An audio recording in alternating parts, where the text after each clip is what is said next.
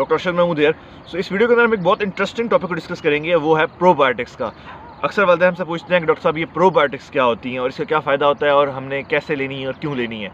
तो देखें, इंसानी बॉडी के अंदर जो है वो इस पूरे अर्ज़ के ऊपर अगर देखें तो सबसे पहली जो चीज़ थी वो माइक्रो ऑर्गेनिज़म थे, ठीक है। और इंसानी बॉडी के अंदर भी जो है वो माइक्रो ऑर्गेनिज़म पाए जाते हैं और बिलियन की तादाद में पाए जाते हैं। मेरे हाथ के ऊपर अगर हम माइक्रोस्कोप से देखें तो अरबों खरबों की तादाद में माइक्रो ऑर्गेनिज़म होंगे, मेरे मुंह के अंदर होंगे, नाक के अंदर होंगे, और ये हर शख्स के मुंह, नाक, जिस्म और आंत के अंदर होते हैं।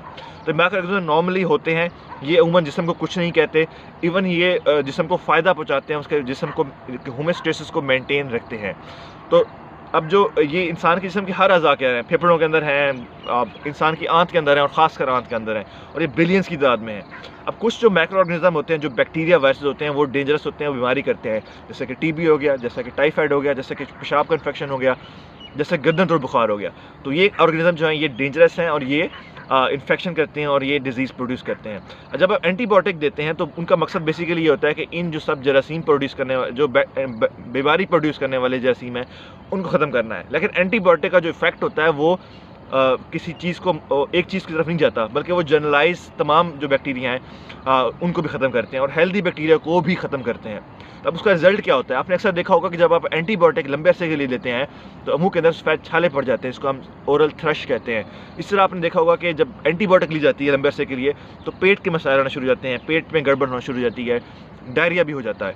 तो ये बेसिकली इसी वजह से होता है कि एंटीबायोटिक की वजह से हमारे हेल्दी बैक्टीरिया मर रहे होते हैं। तो साइंस ने इसका हल ये निकाला है कि प्रोबायोटिक की शक्ल में, कि प्रोबायोटिक या हेल्दी बैक्टीरिया है जो कि आप मुंह से खाते हैं। जैसे प्रोबायोटिक कॉमनली हमारी मार्केट में अवेलेबल हैं, बायोफ्लोर, एनफ्लोर, इंटरजर्मिना, इन सब के अंदर हेल्दी बैक्टीरिया हैं जो कि बिलियंस की तादाद में है, और आप खाते हैं और आपके नॉर्मल हीमोस्टेसिस जो गट का होता है, जो आंत का होता है खासकर, उसको मेंटेन करते हैं। तो बच्चों के अंदर हम देखें तो साइंटिफिक रिसर्च जो है उसने इसका रोल डायरिया के अंदर देखा है, तो डायरिया के अंदर प्रोबायोटिक एडवाइस की जाती हैं। तो प्रोबायोटिक काफ़ी महंगी होती हैं, तो हम इस वीडियो में देखते हैं कि क्या हमारी डाइट के अंदर कोई ऐसी चीज़ें हैं जो हमें प्रोबायोटिक मुहैया कर सकती हैं।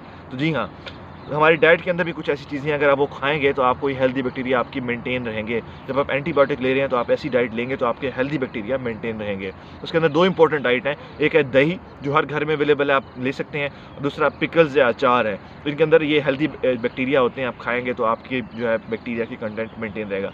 अब कुछ ऐसी खुराक होती है जो हेल्दी बैक्टीरिया को प्रमोट करती है, इनकी ग्रोथ को प्रमोट करती है, इसको हम प्रीबायोटिक कहते हैं। तो ये खुराक भी अगर आप खाएंगे तो इनकी तादाद बढ़ जाएगी आपके आंत के अंदर। तो इसके अंदर जो है हमारे फ्रूट्स हैं, इसमें अंदर केला और सेब है। इसी तरह जो है फ्रूट्स, इस तरह ग्रीन जो लीफी वेजिटेबल्स हैं, हरे पत्तों वाली सब्जियाँ, इसके अंदर पालक और गोभी है, और इसी तरह इसके अंदर जो है जो लहसुन और प्याज ये शामिल है। जब भी आप एंटीबायोटिक ले हों तो ये जो दो खुराक के दो ग्रुप मैंने बताए हैं, दही, अचार और फ्रूट्स,